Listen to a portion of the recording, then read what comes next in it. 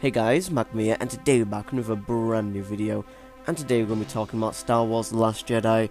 And I just saw this a few days ago and I thought it was...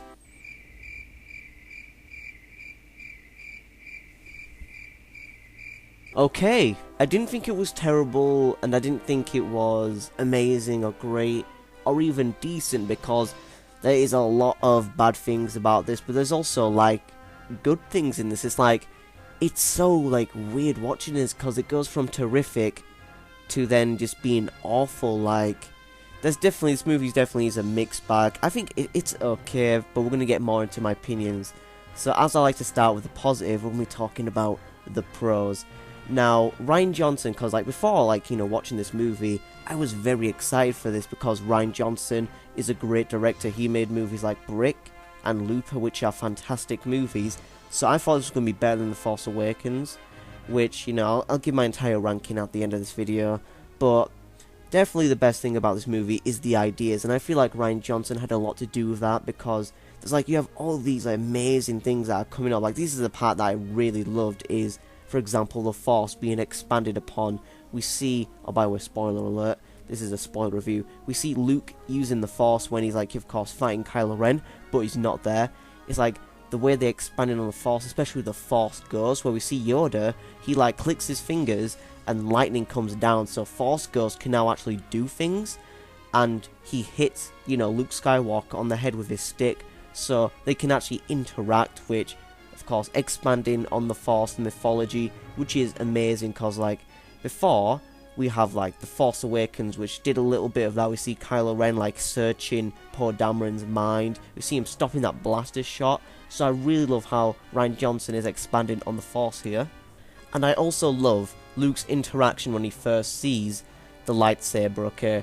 Now, yes, there's a lot of problems with the humor in this. We're going to get, you know, into that later. But the way like Luke just sees his lightsaber and how they incorporate comedy in that, but also character like development and character interactions and how it progresses the story, so we know how this character is amazing. Luke Skywalker holds his lightsaber, and then what he does is he throws it behind his back. Now, I knew he wasn't going to be too happy about this, because in The Force Awakens, at the end, the way he just looks at Rey and the lightsaber, he has that look like, oh fuck, you know, just has that kind of look. Many people interpret it as like a face of recognition. No, I just sensed like an old man getting tired of this stuff, you know, like Harrison Ford, which he got out of the game early in The Force Awakens. So spoiler alert for The Force Awakens as well, sorry for that. But now I was actually sat next to someone who kept on asking these questions like, hey, is Han Solo in this one? Hey, is Darth Vader dead? It's like, yes, Darth Vader's dead. Han Solo's not in this one because he died in the last one. So, you know, definitely don't watch this if you haven't seen the others, but that's obvious. I also like the ideas of Kylo Ren, how they're like developing his character further on, and the twist where you think, because you think he's going to turn to the good side, right? Because he's like, oh, that's my expectations, but then they continue his, like, you know, journey to the dark side of him becoming this unhinged ruler at the end when he kills Snoke, which, okay, we're going to get into that, and how Snoke is just, yeah, we're going to get into that. We're in the pro side, we're talking about positives, right? I'm trying to give this movie some compliments, and it's hard to give the movie compliments whenever I talk about a good thing, it's counteracted by a bad thing, okay? Like, oh look, I like this power of Luke with the humor, oh, the humor's crap everywhere else. Or I like Kylo Ren and how he's an unhinged leader. Oh, but Snoke is like this, Jesus Christ, you see what I mean? This movie, it has me so mixed. But I love Kylo Ren's character in this. I love, of course, Adam Driver, the performances, great, which is my second point. My first point was how the idea is really good. The performances by Mark Hamill, Adam Driver, they're all amazing performances. Mostly from Mark Hamill, like, geez, his Luke Skywalker, there's a lot of layers to this character. Like, he's definitely the best part of this movie, and the reason you'd want to see it is like, Jesus, Mark Hamill, because he's like this old, broken Jedi who has seen a lot of stuff, you know, and he's very different, and people are going to be complaining about this, about, oh, look, Luke, I don't like him, he's meant to be this optimistic guy, which I completely understand, but it's been 30 years since we last saw him, okay, and in 30 years, people change, so it makes sense for Luke to change like this. So I thought it was natural and normal for me. Of course, it also works for like the mystery and the story element, because you're like, well, why is Luke like this? And we slowly find out, which is amazing. So that's my second pro. My third pro of the movie is how it is very visually appealing. The movie just looks stunning. It is beautiful. You get like planets like Crate, right, with the entire like red salt. It just looks amazing, and the entire like the way everything is framed and shot, the like lightsaber fights, all this stuff. It looks amazing. So I really love the look of these different planets, like the one Luke is on, and just everything. It looks amazing, so it's very visually appealing. So that's another reason to watch it. And those are my 3 pros, and now we're going to get into the cons. Alright, so the quality of this movie is very inconsistent. So as I said, there are some moments where it will be good, like, damn, this is amazing, I can't wait to see what's next, then they cut it to something very crap, okay? So there's 3 different storylines that are going on in this movie. There's a storyline with Luke and Rey, which is really, really good. As again, Mark Hamill's the best thing in this movie. I love me some Luke and Rey. And then we have the Poe and Holdo and also Leia storyline, which is the meh one, because it starts out fine, but then there's this big glaring issue where Holdo just won't talk to Poe Dameron, and then he starts making mistakes, right? And like he thinks what he's doing is right, because you know Holdo's just not talking about what her plan is, and he's just like, what? Now I'm gonna do my own thing. Boom, gets a bunch of people killed. And then when Leia wakes up and tells her, okay, this is our plan, our only course of action is to go to this planet called Crate, to this rebel base, is like, huh, that's not a bad idea. That's actually the best idea we have. And just like, that entire storyline just seems dumb because it starts out good, but then that glaring issue comes in, and you're just like, but overall, it's an okay storyline. I give it a meh out of 10. And then we have Finn and Rose going to this casino planet, which is very much like Earth, and this storyline sucks balls, I'm just saying this right now. So first of all, this planet that they go to looks nothing like Star Wars. It looks like Earth, you know, they have this casino planet with a few weird alien characters here and there, but then they have this entire thing like animal cruelty and like children being slaves or something, and it's just like, this looks like Earth to me, okay? It's just the planet looks very similar, this entire casino look. It doesn't look Star Wars. This looks like the Star Wars prequels with the 50s dinosaurs. Like, why are we bringing back the Star Wars prequels? This doesn't make sense. And I get the message they're trying to do, and the message is good, like how these people are profiteering from, you know, the war and the guns they're selling, and they're like all these rich assholes. It's like, yeah, you got this message, but it doesn't fit in. It just kind of comes out of nowhere. It doesn't flow in, which is something The Force Awakens definitely does better. I heard like many people say, no, this is better than The Force Awakens because we know it's cool to hate on The Force Awakens, and it's also cool to hate on this movie, which, we're going to get into that like a lot. There's a lot to get into this movie, but The Force Awakens is a much more tighter story. It's more cohesive. It's much more of a stronger movie, I'd say. And if you're wondering my rating for The Force Awakens, since, you know, getting into The Last Jedi, my rating for The Force Awakens is a 7 out of 10. It's a very decent movie. It's very cohesive. Although my main problem is how it rehashes the plot of A New Hope. But aside from that, it's very good in how it flows from scene to scene. This movie does not flow well scene to scene, because we'll have one with like Luke and Rey, and it's just like, wow, this is amazing. Then we're going to cut to Finn and Rose, and you're like, oh, come on, get back to the Luke and Rey stuff. So we have all this, like, you know, inconsistent quality of these scenes and the storylines, and just like some don't fit in. Like again, Finn and Rose finding this master code breaker or whatever, then meeting Benicio del Toro's character. It's just like, this is dragging for a bit, and the movie does feel like it drags, okay? It just, like, this movie, I think this might be the longest Star Wars movie yet. I'm not sure. I think for a while it was Revenge of the Sith, but it might be The Last Jedi now, because this movie does drag when it's going to Finn and Rose, and you're just like, please move on, you know? And it feels like this is an entire third act, right? Thinking this is the ending, and then there's like, oh no, there's a fourth act here, which the fourth act actually is really good. But still, it feels like, when is this going to end? And then, how many cons? That's just one con, jeez. Another con is how the tone is like, the tonally changes all the time. You have these jokes coming in, which I did mention a positive with Luke, how he uses his humor. Luke seems to have the only good humor in this movie, like when he's drinking milk from this, like this creature. It's just like, oh, this shows you how different Luke is when he throws his lightsaber. It shows how he just doesn't care. It shows all these things about his character. Then you have the Porgs. Oh my god. The Porgs, they suck ass. Okay, I'm just saying it right now, they're stupid. I do not like the Porgs at all. So, moving on, you already know about the Porgs. They're just like, what are the Porgs? They're so terrible. Like, whatever. And then you have other jokes with, like, Rey and Kylo Ren saying, oh, can you please put, like, a cloak on where he's, like, showing his chest and his pants are really high. It's like, what was the point of that joke? I want some dialogue. Why is this so childish? Like, this is a movie that has some hardcore violence, okay? Like when Kylo Ren kills Snoke and his entire, like, half his body is cut off like butter, and then they're fighting the Praetorian Guards and they start slashing them up. It's got some hardcore violence in there, but then it's so childish with, like, the Porgs. There's, like, Kylo Ren and Rey, that one joke they have, and these other jokes in the casino where we see this alien putting, like, coins in BB-8, and it's just all this humor. It's just... like, literally, you'll have one scene just all laughs, all giddy, all this, and then the next scene, that just, oh, it's so dramatic, you know, so much emotion. I'm sorry, it just doesn't work, it doesn't flow nicely. Like, well, like, I'm not saying you need to have, like, a movie is entirely serious. No, you can have jokes in there, but the humor just does not fit. It is so bizarre, like, especially the Porgs and the one scene with Chewbacca they have.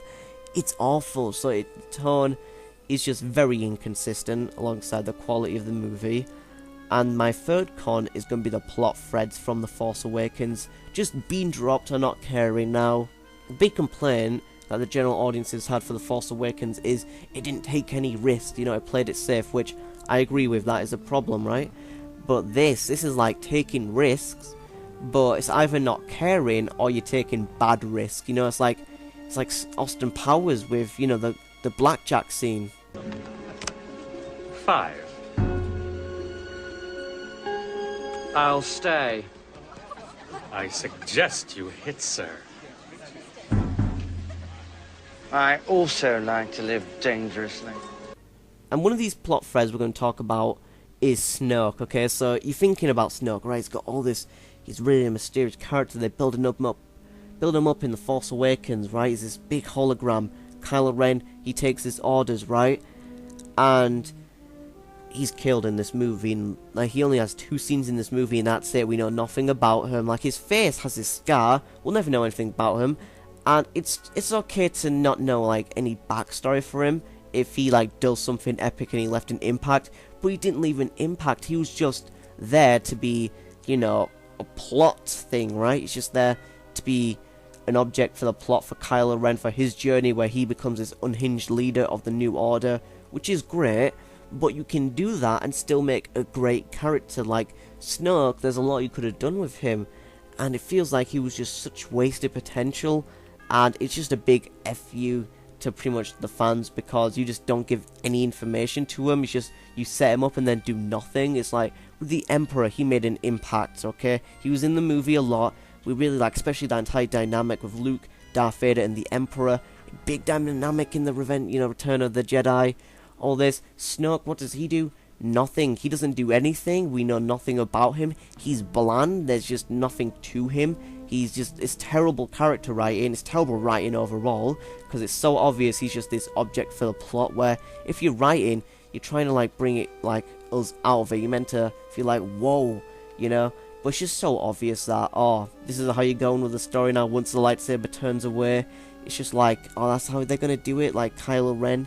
And that's just, he's just an object for the plot. He's nothing more than that, okay? So, very disappointed with Snoke there as they were building up from Force Awakens. Then there's Rey, okay? Now, in the last movie, there's a complaint I had that she was a Mary Sue, because she has all these Force powers, and it's like, oh look, I know how to use the Jedi mind trick in just 5 seconds, where it took Luke 3 movies. And it's just like, what? What is this? And you know, how she just knows how to speak Wookiee, and she knows all these things. It's just really bad character writing as well. I'm saying Daisy Ridley is a really good as Rey, okay? The character, I really like the character, but the writing of her being a Mary Sue, it's just lazy, and that's why I felt forced with The Force Awakens, right? And then I started thinking, wait a second, we know nothing about her backstory or who her parents are, which of course, it leads in to the next movie, The Last Jedi, where they're saying stuff like, oh, my parents will come back, you know, they will. So of course they're meant to like make us think, who are her parents, all this stuff. And then we find out that she's a nobody. Her parents are no one, which I get the message you're trying to say, greatness can come from nothing, look at Rey. But how do you explain these Force powers? I'm not saying her parents need to be Force sensitive, but I'm talking about how she is so good with the Force that she's better than Luke. Like Luke in the first movie, it took him an entire movie to even learn how to use like a lightsaber properly and get like the very basics of the Force. And in the second movie, he, you know, was learning more about the Force with Yoda, but he didn't finish his training and he'd lost against Vader. And then in the third movie, he's like pretty much like very a basic Jedi at the end. Like he hasn't got his full training, but he's got enough to barely beat Vader, you know. It's all that, and even then he went a little to the dark side when he was doing it. So it took Luke 3 movies to get to where he is, and Rey, she does it in 5 seconds. And I was thinking maybe there could be a backstory where there's like, okay, Luke is training her, but then like something traumatic happens, you know, you can fill in the blanks. It's like, okay, I'm gonna erase your memory with like some kind of Jedi trick of the mind, not a mind trick, of course, it's something different, but where she's like, okay, I'm going to erase your mind so you forget this, and then send her to this desert planet because it was dangerous for them to be together, or something like that.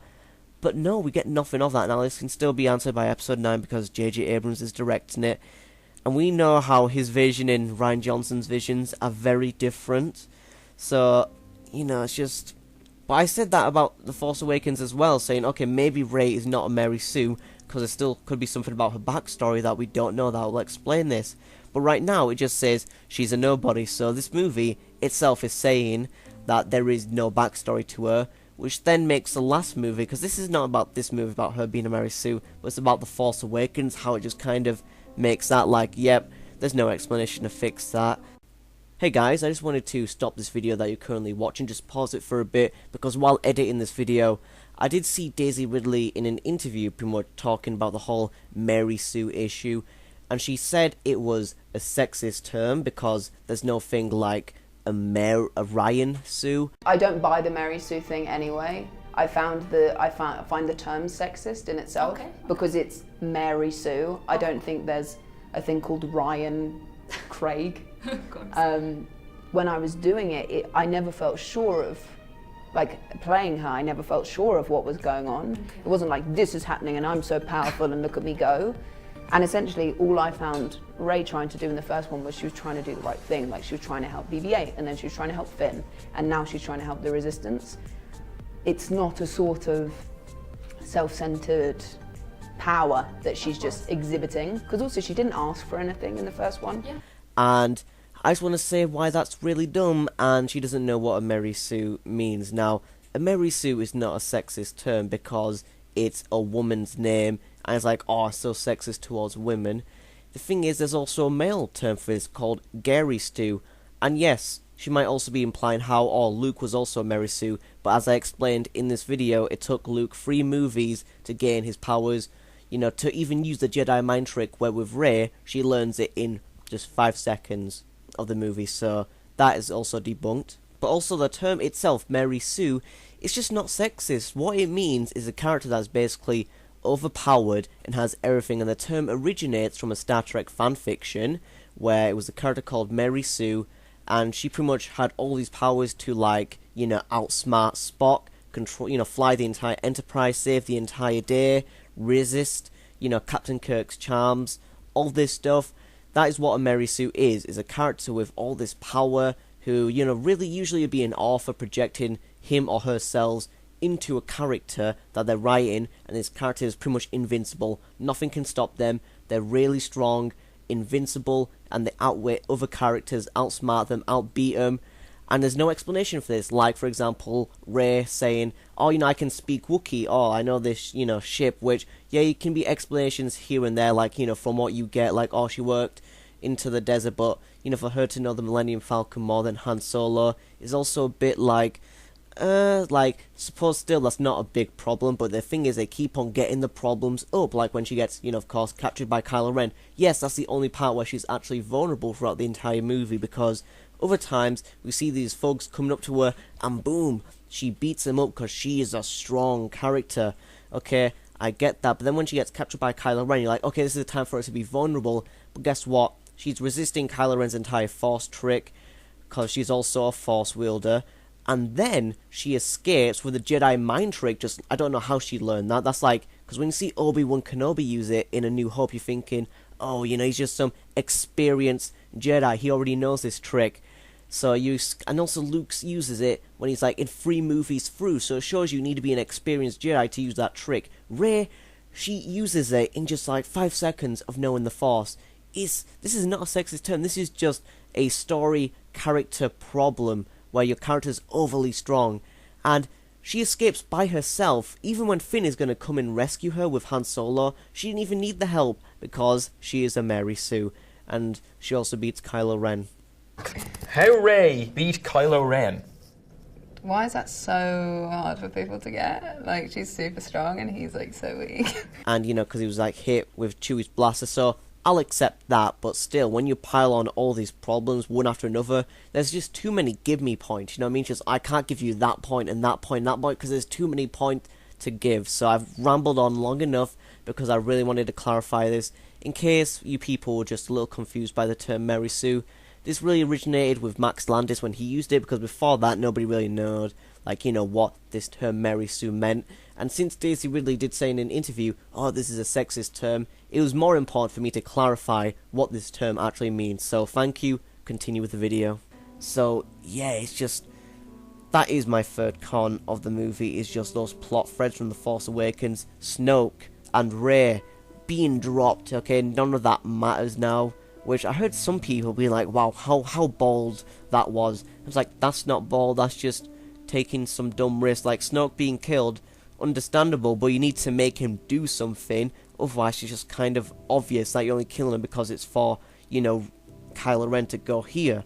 Which, they can still expand on Snoke's character, I guess, with like flashbacks showing us who he is. Because J.J. Abrams, I think he wants to incorporate some of that, because he definitely had some things planned for Rey and Snoke, setting him up.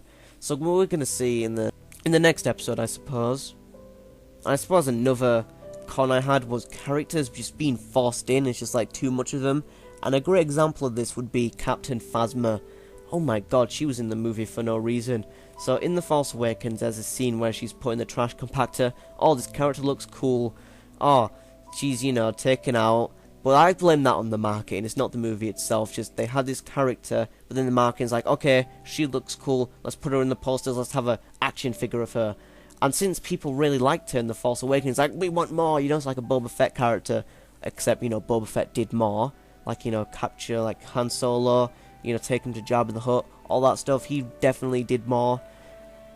Here, Captain Phasma, they bring her back from the dead, basically, that's what they do. And what does she do? She does nothing again. She's in the movie for like what, one scene? Like one scene and like a short action scene. It's just 2 scenes probably. She's in the movie for 2 scenes and then they kill her off again.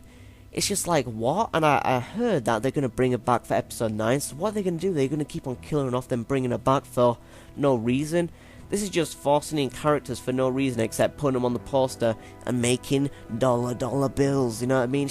It's so terrible, these characters just being jam-packed in. But aside from that, there are some characters I did like Holdo seemed, but then there's high plot points, let's ignore her. Benicio del Toro's character, the Codebreaker, I liked him, but then there's like, nothing really comes up at the end, because it's just, you think it's going to be a Han Solo type of character where he only does it for the money, but then all luck he changes, but then it kind of just like, nothing happens to him, he's like, he betrays them, and that's it, so nothing, he's not really that worthy of a character, it's just kind of, whatever. But those are my main, you know, major cons. Another little con I have is this one scene, which I know it's very minor, but I might as well mention it since everything else has been overly negative. Is Leia, just like the way she floats in space. Like, I get the idea, her using the Force to go to the ship, very good idea, but it's just the way it looks. When you're seeing it on screen, there's the idea of it, but then when you're seeing it portrayed like Leia just going there, it just looks a bit odd, you know what I mean? It's just, it's a bit weird looking, but that's a very nitpicky, okay? That's definitely not a movie breaker.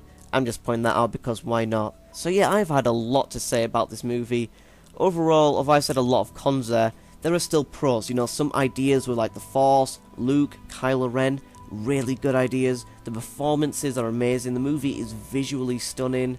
All this stuff. If I was going to give it a rating, I'd give it a 5 out of 10, right? And I'm gonna rank them all the Star Wars movies right now. So the best one is going to be Episode 5, Empire Strikes Back. Then the second to best is going to be Episode 4, A New Hope. And then we're going to go to the worst ones. The worst one's going to be Episode 2, Attack of the Clones. Then Episode 1, The Phantom Menace. And we're going to continue from the bad ones. It's more interesting that way. And then after Episode 1, The Phantom Menace, it would be Rogue One. And then it would be Episode 3, Revenge of the Sith. Then it would be The Last Jedi. Then it would be Return of the Jedi. And The Force Awakens. That is how I rank all the Star Wars movies. And just to give my ranking, remember, The Force Awakens is a 7 out of 10. This is a 5 out of 10. So I don't think this is better than The Force Awakens. That's just a much more like tighter movie, how it felt. And this one definitely was very inconsistent in a lot of places. Tonally inconsistent as well. You know, plot threads being dropped, characters just kind of being jam-packed in, all this. But I don't blame it on Rian Johnson, because you can definitely tell Disney had a lot of part to do with this movie, like the Porgs, you know, the humour here and there. It does feel forced, like the entire Kylo Ren bit where he has his shirt off. This all feels forced in by Disney to make it more, because it feels like more of like a Marvel humour.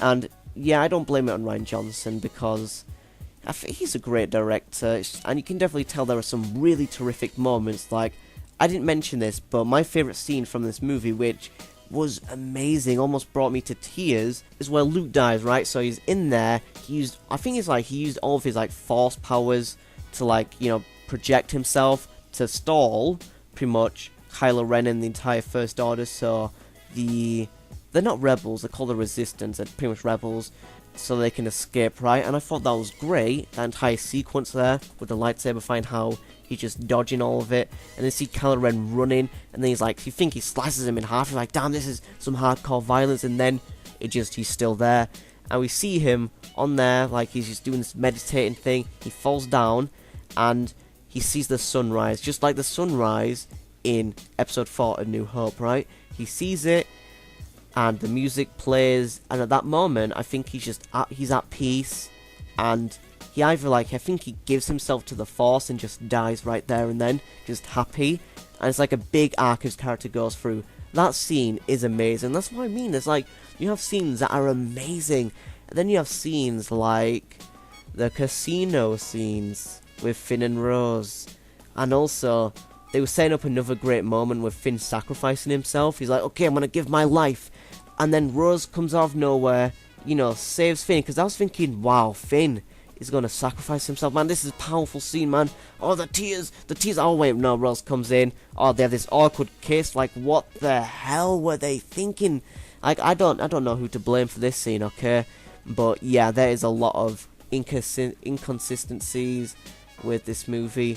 But that's why I give it a 5 out of 10 overall. It's an okay movie. If you're a Star Wars fan, you're obviously going to see it, like, duh. But if you're just like a normal audience, I'm not sure if I would recommend seeing it. You know, just watch the others. And of course, if you're that way you're going to become a Star Wars fan and then want to watch this. But this is not the greatest of the Star Wars movies. I've seen reviews, people like saying, oh, this is the best Star Wars movie yet. So, you know, of course, you're going to feel differently about this movie. But I thought it was okay. It wasn't bad. Trust me, it's not a bad movie. But it's not a, you know, good movie. It is just okay. But yeah, that is my review of The Last Jedi. So if you guys enjoyed, make sure you leave a like and share.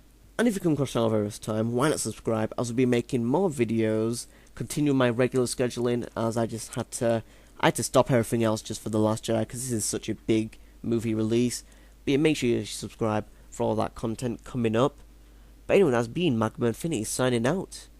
Peace.